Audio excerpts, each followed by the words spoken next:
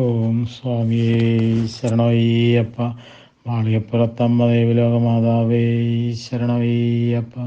ശ്രീ മഹാദേവിയൈ നമ. ശ്രീ ലളിതാ ത്രിപുരസുന്ദര്യൈ നമ. ഓം. ഞാൻ മാടവന പരമേശ്വരൻ നമ്പൂതിരി, മുൻ ശബരിമല മാളികപ്പുറം മേൽശാന്തി. ലളിതാ സഹസ്രനാമത്തിൽ 775 നാമങ്ങൾ നമ്മൾ പഠിച്ചു കഴിഞ്ഞു. ഇനി 776 നാമം.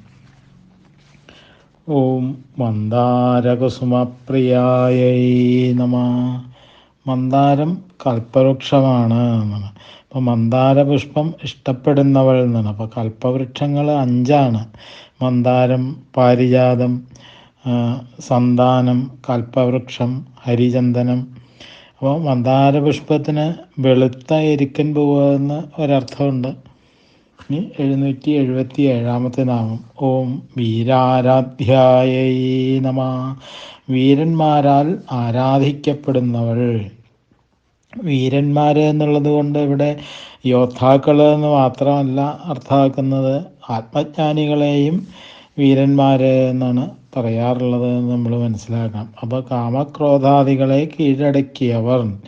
വീരൻ വീരഭദ്രനാവാം. വീരഭദ്രനാൽ ആരാധിക്കപ്പെടുന്നവൾ എന്ന് ഒരർത്ഥം വരാം. അപ്പോൾ വേദനയെ അകറ്റുന്നവനും വീരനാണ്. പരോപകാരനിരന്മാരായിട്ടുള്ള മഹാത്മാക്കളാൽ ആരാധിക്കപ്പെടപ്പെടുന്നവളാണ് ദേവി എന്ന് അതിനർത്ഥമാക്കേണ്ടതുള്ളൂ എന്നാണ്. അപ്പോൾ ദ്വന്ദ്വബുദ്ധി ഇല്ലാത്തവനും വീരൻ തന്നെയാണ്. അപ്പോൾ ദ്വന്ദ്വബുദ്ധി ഇല്ലാത്ത യോഗിമാരാൽ സംപൂജ്യയാണ് ദേവി എന്നാണ് നാമം കൊണ്ട് നമ്മൾ മനസ്സിലാക്കേണ്ടത്. ഇനി 778 നാമം. ഓം വിരാട് രൂപായൈ നമ. വിരാട്ടിൻ്റെ സ്വരൂപത്തോടു കൂടിയവൾ. അപ്പോൾ അനേകവക്ത്രനയനം, അനേകോദ്ഭൂതനർശനം, അനേക ദിവ്യാഭരണം, ദിവ്യാനേകോദ്യതായുധം എന്ന് ഗീതയിൽ ഭഗവാൻ പറഞ്ഞില്ലേ. അപ്പോൾ നിരവധി കണ്ണുകൾ, നിരവധി മുഖങ്ങൾ, നിരവധി അത്ഭുതാകാരമായിട്ടുള്ള രൂപങ്ങൾ, അപ്പോൾ നിരവധി ദിവ്യാഭരണങ്ങൾ, നിരവധി ദിവ്യ ആയുധങ്ങൾ. അപ്പോൾ ഭഗവത്ഗീതയിൽ ഈ 11-ാമത്തെ അധ്യായത്തിൽ ബ്രഹ്മത്തിൻ്റെ വിവർത്തരൂപമായിട്ടുള്ള വിരാട് രൂപത്തിൻ്റെ വിശദമായിട്ടുള്ള ചിത്രമാണ് ഭഗവാൻ നമുക്ക് മുമ്പിൽ അവതരിപ്പിച്ച് കാണിച്ചു തന്നിട്ടുള്ളത്. അപ്പോൾ ആ പ്രപഞ്ച ആകാരമാണ് വിരാട് രൂപം എന്നുള്ളതാണ്. ഇനി 779 നാമം. ഓം വിരജായൈ നമ. രജസ് ഒഴിഞ്ഞവൾ എന്നാണ്. അപ്പോൾ രാഗദ്വേഷങ്ങളാണ് ഈ രജസ് എന്ന് പറയുന്നത്. അപ്പോൾ പാപകർമ്മങ്ങളിലേക്ക് മനുഷ്യനെ വലിച്ചിഴയ്ക്കുന്നത് ആരാ എന്ന അർജുനൻ്റെ ചോദ്യത്തിന് ഭഗവാൻ പറയുന്ന മറുപടി എന്തായിരുന്നു? കാമയേഷ ക്രോധയേഷ രജോ ഗുണസമുദ്ഭവ എന്ന് 3-ാം അധ്യായത്തിൽ ഭഗവാൻ പറയുന്നില്ലേ. അപ്പോൾ അങ്ങനെ കാമക്രോധങ്ങൾക്ക് അതീതയായവളാണ് രജസ്സൊഴിഞ്ഞ വിരജ എന്നാണ്. അപ്പോൾ വിരജാക്ഷേത്രത്തിലെ പ്രതിഷ്ഠാസ്വരൂപിണി എന്നുള്ളൊരർത്ഥം നമുക്ക് എടുക്കാം. അപ്പോൾ ഇവിടെ ദേവിയുടെ ദർശനത്തിലൂടെ 7 തലമുറകളാണ് ശുദ്ധീകരിക്കപ്പെടുന്നത് എന്നുള്ള പ്രത്യേകതയുണ്ട്. അപ്പോൾ രജസ് എന്നുള്ളതിന് പ്രഭ, ജലം, ലോകങ്ങൾ എന്നൊക്കെ അർത്ഥമുണ്ട്. അപ്പോൾ ചലന സ്വഭാവത്തോട് കൂടിയതാണല്ലോ ഇത് 3. അപ്പോൾ വി എന്ന ഉപസർഗത്തിന് വിശേഷേണ എന്ന് ഗ്രഹിച്ചാൽ വിശേഷപ്രഭയോടും വിശിഷ്ട തീർത്ഥങ്ങളോടും വിശേഷപ്പെട്ട ലോകങ്ങളോടും കൂടിയവൾ എന്നുള്ള അർത്ഥം നമുക്കതിൽ നിന്ന് കിട്ടുന്നതാണ്. ഇനി 780 നാമം. ഓം വിശ്വതോമുഖ്യൈ നമ. എല്ലാ ദിക്കിലേക്കും മുഖമുള്ളവൾ എന്നാണ്. അപ്പോൾ ഏത് വഴിയിലേക്കും ജീവരാശിയെ നയിക്കുന്നവൾ എന്ന് അതിൽ നിന്നൊരു ധ്വനി വരണുണ്ട് അല്ലേ. അപ്പോൾ മുഖമാണല്ലോ ഈ ജീവിയെ നയിക്കാനായിട്ട് പ്രേരിപ്പിക്കുന്നത്. അപ്പോൾ വിരാട് രൂപമായിട്ടുള്ള ദേവി എങ്ങും നിറഞ്ഞു നിൽക്കുകയാൽ എല്ലാ പ്രാണികുലത്തെയും എങ്ങോട്ട് നയിക്കുന്നത് ദേവി തന്നെയാണ് എന്ന് നമ്മൾ മനസ്സിലാക്കുക.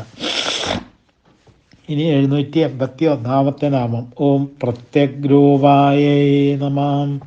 അന്തര്യാമിയായവൾ എന്നാണ്. അപ്പോൾ പ്രത്യേകാത്മാ എന്ന് പറഞ്ഞാൽ ജീവാത്മാവ് എന്നാണ് അർത്ഥം. അപ്പോൾ ദേവിയെ തിരയേണ്ടത് വെളിയിലല്ല ഉള്ളിലാണ് എന്ന് പറയുന്നത് പോലെ തന്നെയാണ് ഈശ്വരനെ വെളിയിൽ അന്വേഷിക്കുന്നത് സമുദ്രം വറ്റിച്ച് മത്സ്യം പിടിക്കാമെന്ന് കരുതുന്നത് പോലെയാണ് എന്നാണ്. അപ്പോൾ ഈശ്വരനെ നമ്മുടെ ഉള്ളിൽ തന്നെയാണ് നമ്മൾ തിരയേണ്ടത് എന്നുള്ളതാണ്. അപ്പോൾ വെള്ളത്തിൽ മുങ്ങിയാലോ ഒരുവന് ശ്വാസത്തിന് ഉത്കണ്ഠപ്പെടുന്നത് പോലെ തന്നെയാണ് ഈശ്വരന് വേണ്ടി ഉത്കണ്ഠപ്പെടുകയും വേണം. അപ്പോൾ ഉള്ള വസ്തുവാണ് ഈശ്വരൻ, കണ്ടെത്താത്തവരില്ലാതാനും.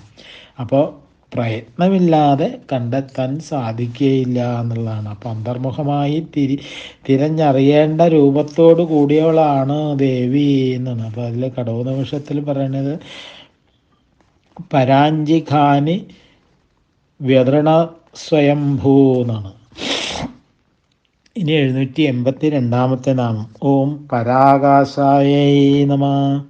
ബ്രഹ്മാണ്ട പിണ്ടാണ്ടങ്ങളുടെ ഉപദാന കാരണമായിട്ടുള്ള ആകാശത്തിന് പരയായിരിക്കുന്നവൾ എന്നാണ്. അപ്പോൾ ആകാശ ശബ്ദം ഇവിടെ ബ്രഹ്മവാചിയാണ് എന്നാണ്. അപ്പം പരബ്രഹ്മസ്വരൂപിണിയാണ് ദേവി എന്നാണ് അതിന് അർത്ഥമായിട്ട് പറഞ്ഞത്. അപ്പോൾ ആകാശ ഇതി ഹോവാച സർവാണി ഹവ ഇമാനി ഭൂതാനി ആകാശദേവാ സമുത്പത്യന്തേ എന്നാണ് ഛന്ദക്യോപനിഷത്തിൽ അതിനെപ്പറ്റി പറയുന്നത്. ആകാശ സ്ഥല്ലിംഗാത് എന്ന് ബ്രഹ്മസൂത്രം പറയണം.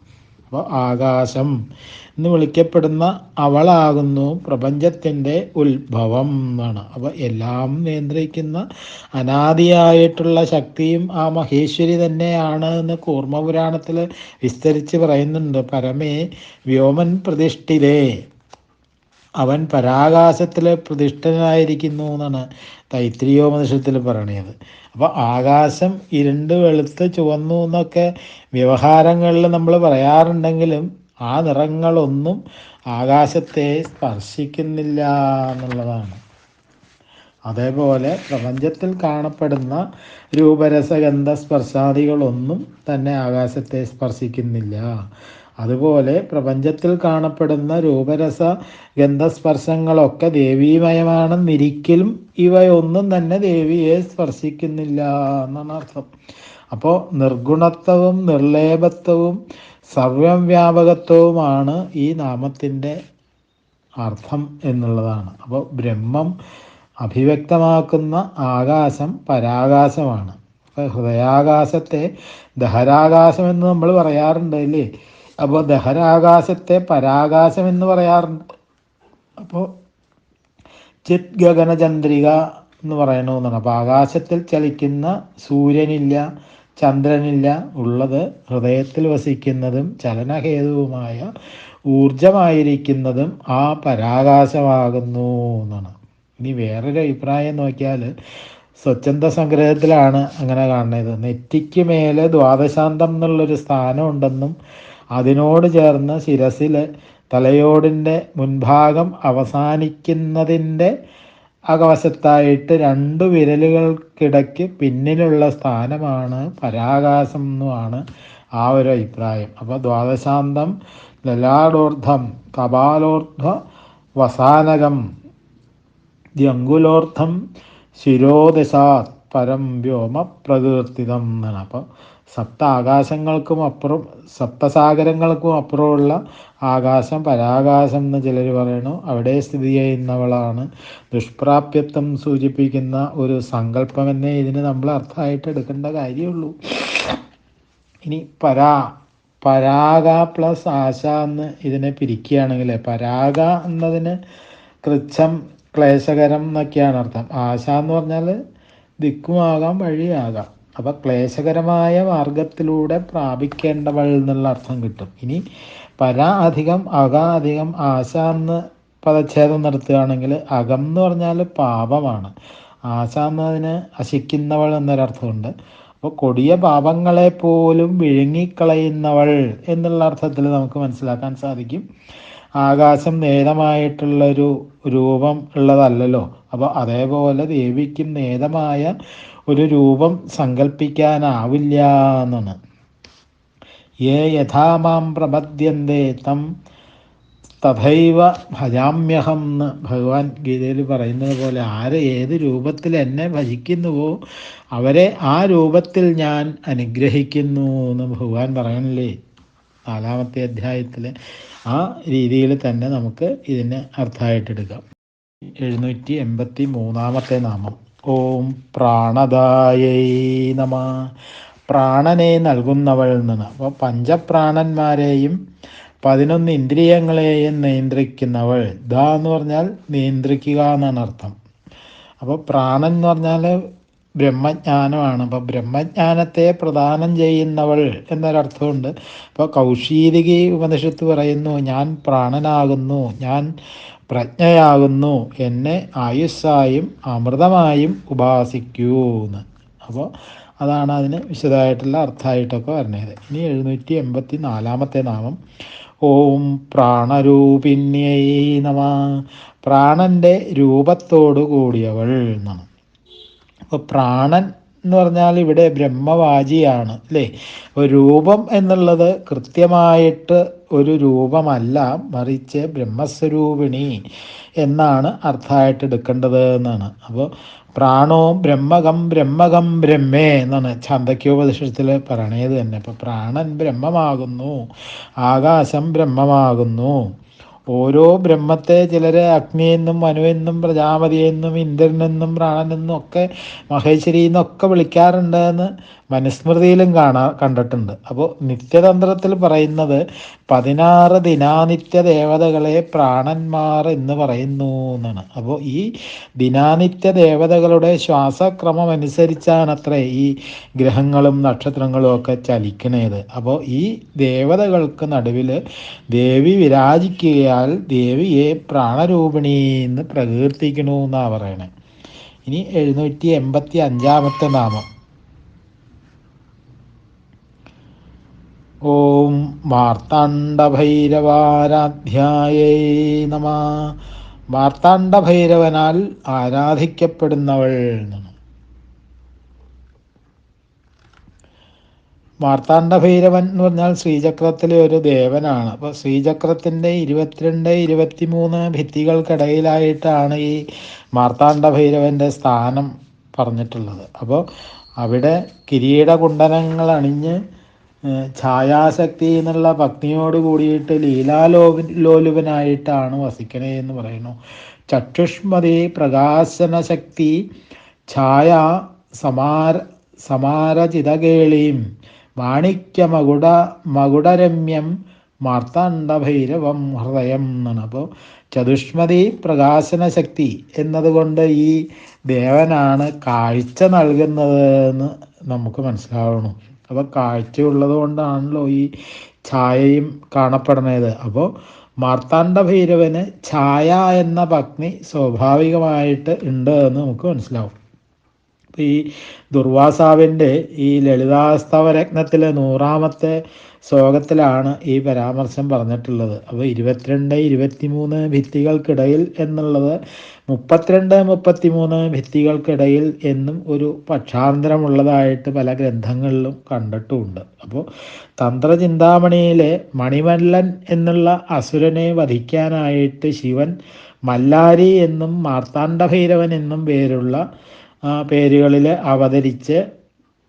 അവതരിച്ചു എന്ന് പറയണു. അപ്പോൾ അങ്ങനെ അവതരിച്ച ശിവനാൽ സമാരാധിത എന്നും നാമത്തിന് നമുക്കൊരർത്ഥം എടുക്കാം. അപ്പോൾ മാർത്താണ്ഡഭൈരവൻ എന്നുള്ളത് മാർത്താണ്ഡനെന്നും ഭൈരവനെന്നും തിരിക്കുന്നു എന്നുള്ളതാണ്. അപ്പോൾ മാർത്താണ്ഡൻ എന്ന് പറഞ്ഞാൽ സൂര്യനാണ്, ഭൈരവൻ എന്ന് പറഞ്ഞാൽ വടുവാണ്. അപ്പോൾ വടുകൻ ബ്രഹ്മചാരി എന്നൊക്കെ അർത്ഥമുണ്ട്. അപ്പോൾ സൂര്യനാലും വടുക്കളാലും ആരാധിക്കപ്പെടുന്നവൾ എന്നാണ്. അപ്പോൾ ഭൈരവന്മാർ എന്നുള്ള പേരിൽ ശാക്തേയരിലൊരു വിഭാഗം തന്നെയുണ്ട്. അപ്പോൾ ഉടലോടെ സ്വർഗത്ത് പോകാമെന്ന് വിശ്വസിക്കുന്നവരാണ് അക്കൂട്ടർ. അപ്പോൾ മനുഷ്യൻ്റെ തീവ്രമായിട്ടുള്ള ഇച്ഛാശക്തിയെ സൂചിപ്പിക്കുന്നതാണ് ഇത്തരം പരാമർശങ്ങൾ എന്നുള്ളതാണ്. അപ്പോൾ സൂര്യോപാസകരെയും ഭൈരവന്മാർ എന്ന് പറയാറുണ്ട്. അങ്ങനെയും മാർത്താണ്ഡ ഭൈരവന്മാരാകാം. ആരാലും ആരാധിക്കപ്പെടുന്നവളാണ് ദേവി എന്ന് പൊതുവെ നമുക്ക് നാമത്തിന് അർത്ഥമായിട്ട് എടുക്കാം. ഇനി 786 നാമം. ഓം മന്ത്രിണീന്യസ്തരാജ്യധുവേ നമ. രാജ്യഭാരം മന്ത്രിയിൽ വെച്ചവൾ എന്നാണ്. അപ്പോൾ രാജ്യധു എന്ന് പറഞ്ഞാൽ രാജ്യഭാരം എന്നാണ്. അപ്പോൾ ന്യസ്തം എന്ന് പറഞ്ഞാൽ വയ്ക്കപ്പെട്ടത് എന്നാണ്. അപ്പോൾ സൃഷ്ടിക്കാൻ ഏൽപ്പിച്ചത് എന്നൊക്കെയാണ്. അപ്പോൾ മന്ത്രമുള്ളവൻ മന്ത്രി, മന്ത്രിണി, മന്ത്രിയിൽ അപ്പോൾ ഭക്തി ശ്രദ്ധാപുരസ്സരം മന്ത്രാരാധന നടത്തുന്നവനിൽ നിക്ഷേപിക്കപ്പെട്ട രാജ്യഭാരത്തോടു കൂടിയവൾ എന്നുള്ള അർത്ഥം കിട്ടണം. അപ്പോൾ രാജ്യഭാരം എന്ന് പറഞ്ഞാൽ ഉപാസകനെ ദേവിയുമായി ബന്ധിപ്പിക്കുന്ന സാധനാ രഹസ്യമാണ് അല്ലേ. അപ്പോൾ ലോകഭരണത്തിൻ്റെ ചുമതല ശ്യാമളാദേവി എന്ന് പറയുന്ന മന്ത്രിണിയിലാണ് ദേവി സമർപ്പിച്ചിട്ടുള്ളത് എന്നാണ്. അങ്ങനെ ലോകഭരണം ശ്യാമളാദേവിയിൽ സമർപ്പിച്ചിരിക്കുന്ന ദേവി എന്നും ഈ നാമത്തിന് നമുക്ക് അർത്ഥമായിട്ട് എടുക്കാം. അപ്പോൾ ഉപാസകന് ദേവിയോട് ഐക്യം പ്രാപിക്കാനുള്ള പ്രോത്സാഹന ശക്തിക്ക് മന്ത്രിണി എന്നാണ് പേര്. അപ്പോൾ ആ പ്രോത്സാഹന ശക്തി എന്ന് പറഞ്ഞാൽ സമചിത്തതയാണ്. അപ്പോൾ രാജ്യഭരണത്തിൻ്റെ അനുപേക്ഷണീയമായിട്ടുള്ള യോഗ്യത എന്ന് പറഞ്ഞാൽ സമചിത്തതയാണ്. അപ്പോൾ സമചിത്തരായ ഉപാസകരിൽ അല്ലെങ്കിൽ മന്ത്രിമാരിൽ രാജ്യഭാരം ഏൽപ്പിച്ചിട്ട് ഉത്കണ്ഠാരഹിതയായി കഴിയുന്നവളാണ് ദേവി എന്നാണ് ഈ നാമത്തിന് അർത്ഥമായിട്ട് വരുന്നത്. ഇനി 787 നാമം. ഓം ത്രിപുരേശ്വരീ നമ. ത്രിപുരത്തിൻ്റെ ഈശ്വരി എന്നാണ്. അപ്പോൾ മറ്റൊന്ന് ചക്രരാജനിൽ അടങ്ങിയിട്ടുള്ള 9 ചക്രങ്ങളിലൊന്നായിട്ടുള്ള സർവാശാപരിപൂരക ചക്രത്തിന് ത്രിപുരം എന്നൊരു പേരുണ്ട്. അപ്പോൾ ആ ചക്രത്തിൻ്റെ അധീശ്വരി എന്നും ദേവി അറിയപ്പെടുന്നുണ്ട്. അപ്പോൾ ചക്രരാജനിലെ ശ്രീചക്രത്തിലെ 9 ചക്രങ്ങൾ താഴെ പറയുന്നവയാണ്. അത് നമുക്കൊന്ന് നോക്കാം. അപ്പോൾ ത്രൈലോക്യമോഹന ചക്രം, അതേപോലെ സർവാശ പരിപൂരക ചക്രം, സർവസൗഭാഗ്യദായക ചക്രം, സർവാർത്ഥ സാധക ചക്രം, സർവരക്ഷാകര ചക്രം, സർവരോഗഹര ചക്രം, സർവസിദ്ധിപ്രദ ചക്രം, സർവാനന്ദമയ ചക്രം. അപ്പോൾ ഈ പേരുകളൊക്കെ ഒരു കാര്യം വ്യക്തമാക്കുന്നുണ്ട്. ലോകോപകാരവും ജനോപകാരപ്രദവുമാണ് ഈ ചക്രങ്ങളുടെ ലക്ഷ്യം എന്നുള്ളത്. അപ്പോൾ ഇനി 788 നാമം. ഓം ജയൽസേനായൈ നമ. ജയിക്കുക മാത്രം ശീലമായിട്ടുള്ള സേനയോട് കൂടിയവൾ എന്നാണ്. അപ്പോൾ ഭണ്ഡാസുരനെ ജയിക്കുന്ന സേനയാണല്ലോ ദേവിക്കുള്ളത്. അത് ഒരിക്കലും പരാജയം അറിഞ്ഞിട്ടില്ല എന്നാണ് അതിൽ നിന്ന് വ്യക്തമാവണത്. അപ്പോൾ ജയൽസേനൻ എന്ന രാജാവിനാൽ ആരാധിക്കപ്പെടുന്നതിനാൽ ഉപാസ്യോപാസകന്മാർക്ക് അഭേദത്വം കൽപ്പിച്ചുകൊണ്ട് ദേവിയെ വേണമെങ്കിൽ ജയൽസേന എന്ന് വിളിക്കാമെന്നൊരു വ്യാഖ്യാനം കണ്ടിട്ടുണ്ട്. ഇനി 789 നാമം. ഓം നിസ്ത്രൈഗുണ്യായൈ നമ. ത്രിഗുണങ്ങൾക്ക് അതീതയായവൾ എന്നാണ്. അപ്പോൾ ത്രിഗുണാത്മീയയാണല്ലോ ഈ മായ എന്ന് പറയുന്നത്. അപ്പോൾ മായാതീതയായിട്ടുള്ള ദേവി ത്രിഗുണാതീതയാണ് എന്നാണ്. അപ്പോൾ ശരീരബുദ്ധി നിലനിൽക്കും വരെ മനുഷ്യന് ഈ ഗുണാതീതനാകാൻ സാധ്യമല്ല എന്നുള്ളതാണ്. അപ്പോൾ ഗുണാതീതനാകാത്ത കാലത്തോളം മനുഷ്യന് നിർഗുണമോ നിരുപമോ ആയിട്ടുള്ള ഒരു ശക്തിയെ ഉപാസിക്കാനും കഴിയില്ല എന്നാണ്. അപ്പോൾ ശരീരബോധം മറന്ന യോഗിക്ക് അത് കഴിയുകയും ചെയ്യും. അപ്പോൾ സംസാരിയായ ഒരുവൻ അരൂപനായ ഈശ്വരനെ ആരാധിക്കുന്നു അല്ലെങ്കിൽ വണങ്ങുന്നു എന്നൊക്കെ പറയണത് വെള്ളമില്ലാത്തിടത്ത് നീന്തുന്നു എന്ന് പറയുന്നത് പോലെയാണ് എന്നാണ് അതിൽ നിന്ന് നമ്മൾ മനസ്സിലാക്കേണ്ടത്. അപ്പോൾ ദേവി ജ്ഞാനാനന്ദ ഘനസ്വരൂപിണി ആയതുകൊണ്ടാണ് ഈ നിസ്ത്രയുണ്യായത് എന്ന് പറയണു. ഇനി 790 നാമം. ഓം പരാപരായൈ നമ. പരയും അപരയുമായവൾ എന്നാണ്. അപ്പോൾ പരം എന്ന് പറഞ്ഞാൽ ബ്രഹ്മരൂപമാണ്, അപരം എന്ന് പറഞ്ഞാൽ ജഗദ്രൂപമാണ്. അപ്പോൾ പരം ഉത്കൃഷ്ടം എന്നൊരർത്ഥമുണ്ട്, അപരം എന്ന് പറയുമ്പോൾ നികൃഷ്ടം എന്നർത്ഥമുണ്ട്. പരം എന്ന് പറഞ്ഞാൽ ഭൂമാവ് എന്നൊരർത്ഥമുണ്ട്, അപരം എന്ന് പറഞ്ഞാൽ അല്പം എന്നർത്ഥമുണ്ട്. ഇനി പരത്തിന് സത്യം എന്നൊരർത്ഥമുണ്ട്, അപ്പോൾ അപരത്തിന് മിഥ്യ എന്നർത്ഥമുണ്ട്. അപ്പം അങ്ങനെ ഓരോരോ സമയം ഇത് രണ്ടുമാണ് ദേവി, അല്ലെങ്കിൽ ഒരേ സമയം ഇത് രണ്ടുമാണ് ദേവി എന്ന് നമുക്ക് മനസ്സിലാക്കാം. ഇപ്പം സംസാരിക്ക് ദേവി അപരയായിരിക്കുമ്പോൾ ജ്ഞാനിക്ക് ദേവി പരയായിരിക്കുന്നു എന്ന് മനസ്സിലാക്കുക. അപ്പോൾ പരം എന്ന് പറഞ്ഞാൽ അകലെ, അപരം എന്ന് പറഞ്ഞാൽ അടുത്ത്. അപ്പോൾ ഒരേ സമയം ദേവി അടുത്തും അകലെയും ആണല്ലോ. അപ്പോൾ എല്ലാവരും ഞാനെന്ന് ഹൃദയത്തിൽ ഇങ്ങനെ തൊട്ട് കാണിക്കാറുണ്ട് അല്ലേ. അത്ര അടുത്താണ് ഞാനെന്ന ഈ ചിച്ചക്തി. അപ്പോൾ ആ ചിച്ചക്തിയെ നേരിട്ട് തന്നെ ബോധ്യപ്പെടണം എന്ന് വരുമ്പോൾ എന്തകലെയായിരിക്കും അത് എന്നുള്ളതാണ്. അപ്പോൾ പരം ആത്മജ്ഞാനം എന്നൊരർത്ഥമുണ്ട്, അപരം എന്ന് പറഞ്ഞാൽ ഭൗതിക വിജ്ഞാനം എന്നൊരർത്ഥമുണ്ട്. അപ്പോൾ അറിവ് ഏതും ബ്രഹ്മമയമാകയാൽ ജ്ഞാനവിജ്ഞാന സ്വരൂപിണിയാകുന്നു ദേവി എന്നാണ്. അപ്പോൾ ദേവി ഉപാസനയ്ക്ക് 3 പിരിവുകളുണ്ട് എന്നാണ് പറയുക. പരാപൂജ, അതേപോലെ അപരാപൂജ, പരാപരാപൂജ. അപ്പോൾ അദ്വൈത ഭാവനയോടുകൂടിയ ധ്യാനനിഷ്ഠയാണ് ഈ പരാപൂജ എന്ന് പറയുന്നത്. അപ്പോൾ ശ്രീചക്ര പൂജയാണ് അപരാപൂജ എന്ന് പറയുന്നത്. പരാപരാപൂജ എന്ന് പറയുന്നത് വിവിധ ദേവതാകാരം അനുസരിച്ചിട്ടുള്ള പൂജയാണ്. അപ്പോൾ യോഗിനി ഹൃദയത്തിൽ ഈ പൂജകളെ പറ്റിയിട്ടുള്ള വിവരണമൊക്കെ ധാരാളം അടങ്ങിയിട്ടുണ്ട്. അപ്പോൾ ബോധത്തെയും പരാബോധം അപരാബോധം എന്ന് തിരിക്കാം എന്നാണ്. അപ്പോൾ പരാപശ്യന്തി മധ്യമ എന്നുള്ള രൂപത്തിലുള്ള ബോധത്തെ പരാബോധമെന്നും, ജാഗ്രത് സ്വപ്നങ്ങളിലെ വൈഖരിയും സുഷുപ്തിയിലെ ബോധത്തെയും അപരാബോധമെന്നും നമുക്ക് കൽപ്പിക്കാം എന്നാണ്. അപ്പോൾ ഹോമത്തെയും അപരാന്ന് വിഭജിക്കാറുണ്ട്. അപ്പോൾ അഗ്നിയില്ലാതെ യോഗശക്തിയെ ജ്വലിപ്പിച്ച് ബാഹ്യമായിട്ടുള്ള ഹോമദ്രവ്യങ്ങൾ ഒന്നും തന്നെ ഇല്ലാതെ കണ്ട് സങ്കല്പമാത്രമായിട്ട് നടത്തുന്ന ഹോമത്തെ പരാഹോമം, മറ്റു പ്രകാരത്തിൽ സാത്വികമായിട്ട് നടത്തുന്ന ഹോമം അപരാഹോമം. അത് സ്ഥൂലം സൂക്ഷ്മം 2 പ്രകാരമുണ്ട്. അപ്പം മൂലാധാരാഗ്നിയെ സങ്കല്പിച്ച് നടത്തുന്ന ഹോമം സ്ഥൂലമാണ്, പ്രാണാഗ്നിയെ സങ്കല്പിച്ച് നടത്തുന്ന ഹോമം സൂക്ഷ്മമാണ്. അപ്പോൾ അതേപോലെ പരാപര എന്ന പേരിൽ ഒരു മന്ത്രമുണ്ട് എന്ന് പറയുന്നു. ആ മന്ത്രത്തിൻ്റെ സ്വരൂപത്തോടു കൂടിയവൾ. അപ്പോൾ പരാപരയ്ക്ക് അങ്ങനെയും നമുക്കൊരർത്ഥം മനസ്സിലാക്കാം. അപ്പോൾ പരാപര എന്നുള്ള മന്ത്രം 4 അക്ഷരങ്ങളുള്ളതാകുന്നു. അത് പഞ്ചദശി മന്ത്രത്തോടും ഷോഡശാക്ഷരി മന്ത്രത്തോടും ചേർത്ത് ജപിക്കാറുമുണ്ടെന്ന് ആചാര്യന്മാർ പറയണു. അപ്പോൾ യഥാക്രമം 19, 20 അക്ഷരങ്ങളോട് കൂടിയിട്ടുള്ള മന്ത്രമായി തീരും അത് എന്നാണ്. ആ മന്ത്രസ്വരൂപിണിയും ദേവി തന്നെയാണ് എന്നാണ് ആ നാമത്തിലൂടെ വെളിവായി വരുന്നത്. 791 നാമം. ഓം സത്യജ്ഞാനാനന്ദരൂപായൈ നമഃ. സത്യം, ജ്ഞാനം, ആനന്ദം ഇവയുടെ രൂപം പൂണ്ടവൾ എന്നാണ്. അപ്പം ബ്രഹ്മത്തിൻ്റെ സ്വരൂപലക്ഷണം എന്ന് പറഞ്ഞാൽ സത്യജ്ഞാന അനന്തം ബ്രഹ്മ എന്നാണല്ലോ. അപ്പോൾ ഈ നാമത്തെ മറ്റൊരു പ്രകാരത്തിൽ പദം തിരിച്ച് നമുക്കൊന്ന് വ്യാഖ്യാനിച്ച് നോക്കാം. സതി അധികം അജ്ഞ അധികം അനാനന്ദ അധികം രൂപ സത്യജ്ഞാനാനന്ദരൂപ എന്ന്. സത്തിന് തത്വജ്ഞാനമെന്നും അതിൽ അജ്ഞനായവന് അനാനന്ദത്തെ അല്ലെങ്കിൽ ദുഃഖകരമായ അനുഭവങ്ങളെ പ്രദാനം ചെയ്യുന്നവളെന്നും വ്യാഖ്യാനിക്കാം.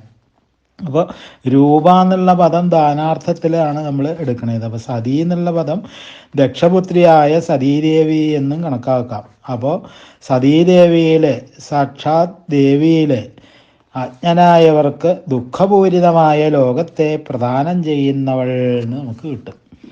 അപ്പോൾ ജ്ഞാനികൾക്ക് ആനന്ദമയമായിട്ടുള്ള ലോകമാണ് ലഭിക്കുന്നതെങ്കിൽ അജ്ഞാനികൾക്ക് ദുഃഖമയമായ ലോകമേ ലഭിക്കൂ എന്നുള്ളത് വ്യക്തമായല്ലോ. അപ്പോൾ ആരംഭത്തിൽ അമൃതോപമമായിട്ട് അനുഭവപ്പെടുന്ന എല്ലാ ഭൗതിക സുഖങ്ങളും അന്ത്യത്തിൽ വിഷോപമമായിട്ട് കലാശിക്കുന്നു എന്ന് ഭഗവാൻ ഭഗവത്ഗീതയിൽ 18ാമത്തെ അധ്യായത്തിൽ വിസ്തരിച്ച് പറഞ്ഞു തന്നിട്ടില്ലേ നമുക്ക്. ഇനി 792 നാമം. ഓം സാമരസ്യപരായണായൈ നമഃ. സമരസത്തെ സംബന്ധിച്ചതാണ് ഈ സാമരസ്യം എന്ന് പറയുന്നത്. സാമരസ്യം എന്ന് പറഞ്ഞാൽ സ്ഥിതപ്രജ്ഞത്വം എന്നാണ്. അപ്പോൾ സുഖദുഃഖങ്ങളിലെ ലാഭനഷ്ടങ്ങളിലും ജയാപജയങ്ങളിലും മനസ്സിൻ്റെ സമനില തെറ്റാത്ത അവസ്ഥയാണ് ഈ സ്ഥിതപ്രജ്ഞത്വം എന്നുള്ളത്. അപ്പോൾ ഗീതയിലെ 2ാം അധ്യായത്തിൽ ഭഗവാൻ പറയുന്നത് തന്നെ നമുക്ക് ഒന്ന് അനുസ്മരിച്ച് നോക്കാം. ദുഃഖേഷ്വനുദിഗ്ന മന സുഖേഷു വിഗത സ്പൃഹ വീത രാഗഭയക്രോധ സ്ഥിതധീർമുനിരുച്യതേ. ദുഃഖത്തിൽ ഉത്കണ്ഠയില്ലാതെ, സുഖത്തിൽ വിശേഷ ആഭിമുഖ്യമില്ലാതെ, കാമമോ ഭയമോ ക്രോധമോ ഇല്ലാതെ മനസ്സിനെ സമനിലയിൽ നിർത്തുന്നതാണ് സ്ഥിതപ്രജ്ഞത്വം. അപ്പോൾ അത് തന്നെയാണ് ഈ സാമരസ്യം എന്ന് പറയുന്നത്. അപ്പോൾ ആ സാമരസ്യത്തിൽ മാത്രം മുഴുകിയിരിക്കുന്നവൾ എന്ന് ഈ നാമത്തിന് അർത്ഥമായിട്ടെടുക്കാം. അപ്പോൾ ഈ സാമരസ്യം ശിവശക്തി ഐക്യം എന്ന് നമുക്ക് മനസ്സിലാക്കാം. അപ്പോൾ ശിവശക്തി ഐക്യത്തിൽ പരായണ, തൽപര എന്നൊക്കെ അർത്ഥമുണ്ട്. അപ്പോൾ സാമാധികം രസ്യാധികം പരായണ എന്ന് പദം തിരിക്കുകയാണെങ്കിൽ സാമഗാനങ്ങളിലെ രസാസ്വാദനത്തിൽ മുഴുകുന്നവൾ എന്ന നാമത്തിന് നമുക്ക് അർത്ഥം കിട്ടും. ഇനി 793 നാമം ഓം കബർദിന്യേ നമ. ശിവന്റെ പത്നി എന്നാണ്. അപ്പോൾ കബർദം എന്ന് പറഞ്ഞാൽ ശിവന്റെ ജഡ. അപ്പോൾ കബർദമുള്ളവൻ കബർദി എന്ന് പറഞ്ഞാൽ ശിവനാണ്.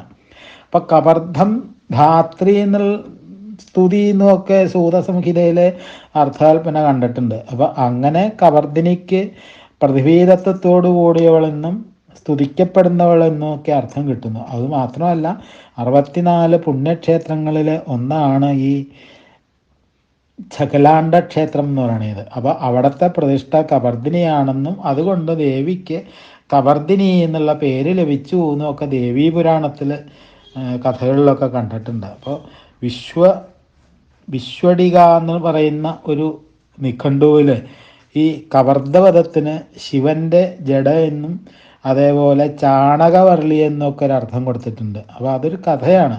ഉപോദ്ബലമായിട്ട് രേഖപ്പെടുത്തിയിട്ടുള്ളത് എങ്ങനെയാണെന്ന് വെച്ചാൽ, ആ കഥ ഒരിക്കൽ ശിവൻ മലയരയനായിട്ട് അവതരിച്ചപ്പോൾ ദേവി മഹാലസ എന്നുള്ള പേരിൽ പത്നിയായിട്ട് അവതരിച്ചു എന്ന് പറയുന്നത്. അപ്പം അന്നത്തെ ദേവിയുടെ ആഭരണം എന്ന് പറഞ്ഞാൽ ചാണകവർളികൾ കോർത്ത മാലയായിരുന്നു എന്നാണ്. അപ്പം അങ്ങനെ ദേവിക്ക് കബർദിനി എന്ന് പേരുണ്ടായി എന്നൊക്കെ ഒരു കഥ ഈ ദേവീപുരാണത്തിൽ കണ്ടിട്ടുണ്ട്. അത് ഇനി 794 നാമം ഓം കലാമാലായൈ നമ. 64 കലകളും മാലയാക്കി അണിയുന്നവളാണ് ദേവി എന്നാണ്. അപ്പം എല്ലാ കലകളുടെയും ചൈതന്യം ദേവിയാണ് എന്നൊരർത്ഥം നമുക്ക് എടുക്കാം. ഇനി കല അധികം മാ അധികം ല എന്ന് പദം പിരിക്കുകയാണെങ്കിൽ, കല എന്നുള്ള പദത്തിന് സൗന്ദര്യം എന്നും മാ എന്നുള്ളതിന് മിന്നൽപ്പിണരെന്നും ല എന്നുള്ളതിന് അതോട് കൂടിയതെന്നൊക്കെ അർത്ഥം നമുക്ക് കിട്ടും. അപ്പം മിന്നൽപ്പിണരിൻ്റെ സൗന്ദര്യത്തോടു കൂടിയവൾ എന്നുള്ളൊരർത്ഥം നമുക്ക് എടുക്കാം. അപ്പോൾ ഉപാസകന് പലപ്പോഴും മിന്നൽ പിണർ പോലെയാണല്ലോ ഈ ദേവിയുടെ ദർശന സൗഭാഗ്യം ലഭിക്കുന്നത് തന്നെ. ഇനി 795 നാമം ഓം കാമദുഃഖേ നമ. ആഗ്രഹങ്ങളെ പാല് പോലെ കറന്നു നൽകുന്നവൾ എന്നാണ്. അപ്പോൾ ദേവി കാമധേനുവിനെ പോലെ ഭക്തന്മാരുടെ ഏത് ആഗ്രഹത്തെയും ചുരന്നൊഴുക്കി കൊടുക്കുന്നു എന്നാണ് അതിൽ നിന്ന് അർത്ഥമായിട്ട് വരുന്നത്. 796 നാമം ഓം കാമരൂപിണ്യേ നമ. കാമിക്കത്തക്ക രൂപത്തോടു കൂടിയവൾ എന്നാണ്. കാമൻ്റെ അല്ലെങ്കിൽ ശിവൻ്റെ രൂപത്തോടു കൂടിയവൾ എന്നാവാം, കാമദേവൻ്റെ രൂപത്തോടു കൂടിയവൾ എന്നുള്ള അർത്ഥം എടുക്കാം. അപ്പോൾ യഥേഷ്ടം ഏത് രൂപവും ധരിക്കാൻ കഴിയുന്നവളാണ് ദേവി എന്ന് നമുക്ക് അതിൽ നിന്ന് അർത്ഥമായിട്ട് മനസ്സിലാക്കാം. ഇനി 797 നാമം ഓം കലാനിധിയേ നമ. കലകൾക്ക് ആകാരമായുള്ളവൾ എന്നാണ്. അപ്പോൾ ഭൂമിക്കടിയിൽ മറച്ചു വച്ചിട്ടുള്ള ഒരു സാധനമാണല്ലോ ഈ നിധി എന്ന് പറയുന്നത്. അപ്പോൾ അതേപോലെ ദേവിയിൽ എന്തെന്ത് കലാസമ്പത്തുകളാണ് ഒളിഞ്ഞിരിക്കുന്നത് എന്ന് നമ്മൾ ആലോചിക്കുക. അപ്പോൾ കല എന്ന് പറഞ്ഞാൽ പ്രാണനാണ്. പ്രാണങ്ങൾക്ക് ആധാരഭൂതയായിട്ട് വർത്തിക്കുന്നവൾ എന്നുള്ള അർത്ഥം കിട്ടും. പ്രാണനെ ചിലർ ജീവൻ തെറ്റിദ്ധരിക്കാറുണ്ട്. ഈ പ്രാണൻ്റെ ചലനത്തിന് ഹേതുഭൂതമാണ് ജീവൻ. രണ്ടും രണ്ട് തന്നെയാണ്. അപ്പോൾ കലാനിധി എന്ന് പറഞ്ഞാൽ ചന്ദ്രനാണ്. അപ്പോൾ ചന്ദ്രമണ്ഡലം ദേവിയുടെ വിഹാരസ്ഥാനവുമാണ്. അപ്പോൾ സ്ഥലനാമം കൊണ്ട് ആളുകളെ വിശേഷിപ്പിക്കുന്നത് പോലെ ചന്ദ്രമണ്ഡലവാസിനിയായ ദേവിയെ കലാനിധി എന്ന് വിളിക്കുന്നു എന്ന് നമുക്ക് അർത്ഥമായിട്ട് എടുക്കാം. അപ്പോൾ ഈ കലയ്ക്ക് ശരീരം എന്നുള്ളൊരർത്ഥമുണ്ട്. അപ്പോൾ അങ്ങനെ ശരീരത്തെ നിലനിർത്തുന്ന നിധിയാണ് ദേവി എന്ന് ഒരർത്ഥം നമുക്ക് എടുക്കാം. അപ്പോൾ കലയ്ക്ക് തേജസ് എന്നുള്ള അർത്ഥം കൊടുത്താൽ തേജസ്സിൻ്റെ മൂർത്തിമത് ഭാവമാണ് ദേവി എന്ന് നമുക്ക് വ്യക്തമായിട്ട് കിട്ടുകയും ചെയ്യും. ഇനി 798 നാമം ഓം കാവ്യകലായൈ നമ. കാവ്യകലാസ്വരൂപിണി. കാവ്യം 2 പ്രകാരമുണ്ട്, ദൃശ്യമുണ്ട് ശ്രാവ്യമുണ്ട് ഇല്ലേ, കേൾക്കാവുന്നത് കാണാവുന്നത്. അപ്പോൾ ഒന്നുകൂടി വ്യക്തമായിട്ട് പറഞ്ഞാൽ കാണാനും കേൾക്കാനും കൊള്ളാവുന്നത് കാവ്യം എന്നുള്ളൊരർത്ഥം കിട്ടും. അപ്പോൾ അങ്ങനെയുള്ള കാവ്യകലാസ്വരൂപിണി കാളിദാസൻ തുടങ്ങിയിട്ടുള്ള കവീശ്വരന്മാരെ ഈ ദേവിയുടെ കൃപാകടാക്ഷരം കൊണ്ടാണ് കവീശ്വരന്മാരായത് എങ്കിൽ ദേവി കാവ്യകലാസ്വരൂപിണിയാണ് എന്ന കാര്യത്തിൽ എന്താണ് ഇനി നമുക്ക് സംശയത്തിൻ്റെ ലെവലേശം പോലും ഉണ്ടാവാനിടയില്ലല്ലോ. അപ്പോൾ കാവ്യകല എന്ന് പദം പിരിച്ചിട്ട് കാവ്യൻ ശുക്രാചാര്യർ എന്നെടുക്കാം. അപ്പോൾ കല എന്നതിന് മൃതസഞ്ജീവിനി വിദ്യ എന്നും അർത്ഥമുണ്ട്. അപ്പോൾ സഞ്ജീവിനി വിദ്യയുടെ സ്വരൂപത്തോടു കൂടിയവൾ എന്നും ഈ നാമത്തിന് അർത്ഥമുണ്ട് എന്ന് നമുക്ക് മനസ്സിലാക്കാം. ഇനി 799 നാമം. ഓം രസജ്ഞായൈ നമ. രസജ്ഞാനമുള്ളവൾ എന്നാണ്. അപ്പോൾ കാവ്യരസജ്ഞാനമാകാം അവിടെ രസങ്ങൾ എന്ന് പറയുന്നത്. അപ്പോൾ രസങ്ങൾ 9 അപ്പോൾ ഈ രസരാജൻ എന്ന് പറഞ്ഞാൽ ശൃംഗാരം, വീരം, കരുണം, അത്ഭുതം, ഹാസ്യം, രൗദ്രം, ഭീവത്സം, ഭയാനകം, ശാന്തം എന്നൊക്കെയാണ് ഈ നവരസങ്ങൾ. അപ്പോൾ ഈ നവരസങ്ങളും യഥാ അവസരം പ്രകാശിപ്പിക്കാനുള്ള പാടവവും ദേവിയിൽ സഹജമാണ് എന്നാണ് അതിൽ നിന്ന് അർത്ഥമായിട്ട് പറഞ്ഞത്. അപ്പോൾ രസോ വൈസ എന്നാണ് ശ്രുതി പ്രമാണം തന്നെ. അപ്പോൾ ബ്രഹ്മം രസം തന്നെയാണ്. അപ്പോൾ ബ്രഹ്മസ്വരൂപിണിയായ ദേവി രസജ്ഞാനം തന്നെയാണ് എന്നാണ്. അപ്പോൾ ജീവിക്ക് ജീവനോടുള്ള രസം അതേ അളവിൽ മറ്റെന്തിനോടും ഉണ്ട് എന്നാണ്. അപ്പോൾ ഒന്നിനോടും ഇല്ല, ആ ജീവരസം ദേവി തന്നെയാണ് എന്ന് നമുക്ക് മനസ്സിലാക്കാം. അപ്പോൾ മധുര, അമ്ല, ലവണ, കടു, കഷായ, തിക്തഭേദകമായിട്ട് നാവ് കൊണ്ടറിയുന്ന രസങ്ങൾ 6 എന്ന് നമുക്കറിയാം അല്ലേ. അപ്പോൾ ആ രസത്തെ അറിയുന്നവളെന്നും ഈ നാമത്തിനൊരു അർത്ഥമുണ്ട് എന്ന് നമുക്ക് മനസ്സിലാക്കാം. ഇനി 800 നാമം. ഓം രസശേവധിയേ നമ. രസങ്ങൾക്ക് മുഴുവൻ ആധാരഭൂതയായവൾ എന്നാണ്. ശേവധി എന്ന് പറഞ്ഞാൽ ഖജനാവ്, നിധി എന്നൊക്കെയാണ് അർത്ഥം. അപ്പോൾ ഇവിടെ ഈ രസത്തെ അല്ലെങ്കിൽ ബ്രഹ്മാനന്ദം എന്ന് നമുക്ക് മനസ്സിലാക്കാം. അപ്പോൾ ബ്രഹ്മാനന്ദത്തിൻ്റെ സാക്ഷാത്കാരമാണ് ഈ മനുഷ്യജന്മത്തിൻ്റെ പരമപ്രയോജനം എന്നുള്ളതാണ്. അപ്പോൾ ആ ബ്രഹ്മാനന്ദത്തിൻ്റെ ഇരിപ്പിടമാണ് ദേവി എന്നാണ് അവിടെ താല്പര്യം. ഇതിൽ ബ്രഹ്മാണ്ഡ പുരാണത്തിൽ പറഞ്ഞിട്ടുണ്ട്, രസയേവ പരബ്രഹ്മ രസയേവ പരാഗതി രസോ ഹി കാന്തിദാ പുംസാം രസോരേത ഇതി സ്മൃത രസോ വൈ രസ സംലബ്ധ്വാ ഹ്യാനന്ദി ഭഗവത്യാ വിവേദ പ്രമാണ്യ സംസിദ്ധ്യ രസ പ്രാണതയാ സ്ഥിത എന്നാണ്. അപ്പോൾ തൈത്രീയോപനിഷത്തിലെ ശ്രുതിവാക്യം പറയുന്നത് അങ്ങനെയല്ല. രസോ വൈ സ രസം ഹ്യേ വായം ലബ്ധ്വ ആനന്ദീ ഭവതി എന്നാണ്. അപ്പോൾ ഇങ്ങനെ ഈ നാമത്തോട് കൂടിയിട്ട് സൂര്യൻ്റെ 8ാമത്തെ കലയായിട്ടുള്ള വിശ്വകലയിലെ 100 മന്ത്രങ്ങൾ നമ്മൾ പഠിച്ച് ഇവിടെ തീരുകയാണ്. ഇനി 801 നാമം മുതൽ നമുക്ക് അടുത്ത ദിവസം പഠിക്കാം. സ്വാമിയേ ശരണമയ്യപ്പ. മാളികപ്പുറത്തമ്മ ദേവി ലോകമാതാവേ ശരണമയ്യപ്പ. ശ്രീ മഹാദേവ്യൈ നമ. ശ്രീ ലളിതാ ത്രിപുരസുന്ദര്यै നമഃ.